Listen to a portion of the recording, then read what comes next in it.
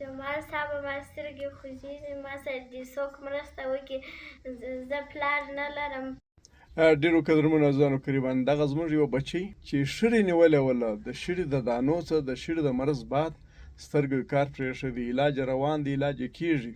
نن یې ما ته ویډیو را لېږلې، زما نوم یې مخصی دی.